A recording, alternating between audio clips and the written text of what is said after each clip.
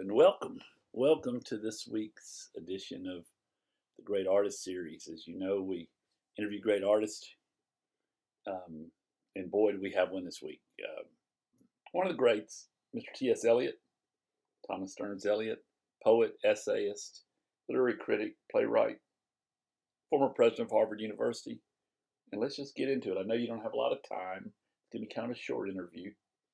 Let's start out with your poetry. Let's start out with The Wasteland, what many consider to be the seminal modernist work, along with maybe James Joyce's Ulysses.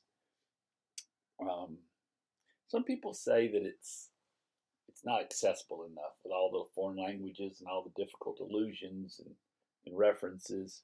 Some people say that if you just made it a little bit more accessible, even more people would know The Wasteland. How do you respond to that?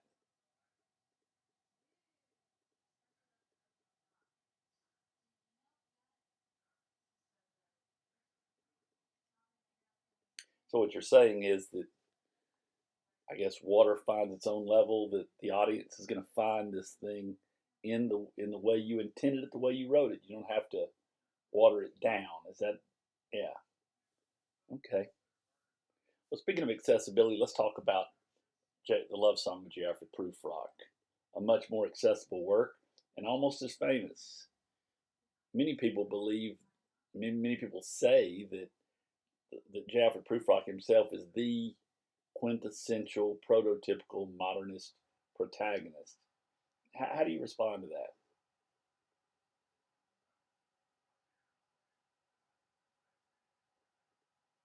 Yeah, I mean, I'm one of those people. I do think that. I certainly do. Let's jump way ahead into something that I'm curious what you're going to say here. Um, as you know, one of your works was turned into a very famous play called Cats. What did you think about the finished product? What did you think? Did you saw Cats? Did you? What did you think of it?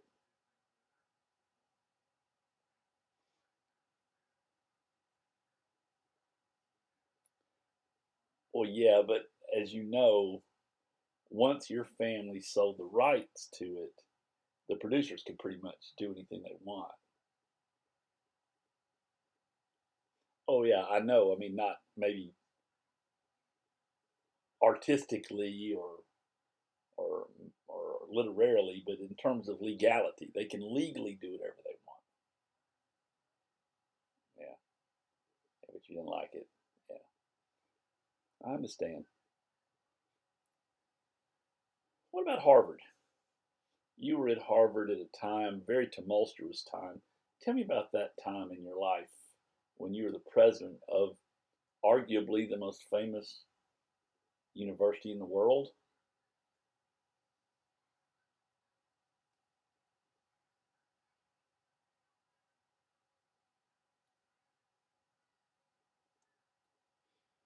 Yeah, yeah. A lot of people don't talk about that part of your life, but that's an important part of your body of work. Um, Speaking of parts of your body of your work, let's talk about your literary criticism. You came up with a term that I've seen used all kinds of ways. The objective correlative. What really does that mean? Can you sum that up for the viewer here? What is the objective correlative?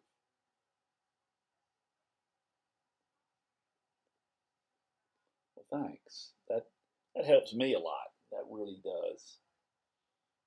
I know you don't have a lot of time, so let's end it with one more thing. And I'm just curious. About 10 years ago, a movie came out called Midnight in Paris, and you were in that. There was a scene with an actor playing T.S. Eliot. Did you see it? No? Well, it features an actor playing T.S. Eliot, and our protagonist, Gil, uh, is so starstruck when he sees him, and he makes a joke about J. Prufrock in terms of 2010 culture, and it's funny. And what I really liked about it is that the writer of the movie, Woody Allen, felt that people would get that illusion and that reference to you, and he put it in. You should see it. I think you would enjoy that film. It's got a lot of people you knew in it. Salvador Dali, Hemingway, Gertrude Stein, Matisse Chagall. I hope to have some of those on the show actually later. Okay, well, when you do, let me know what you think. All right, that's going to have to wrap it up today. Thank you so much, T.S. Eliot, for joining our show. And be with us next time on the next volume of The Great Artist.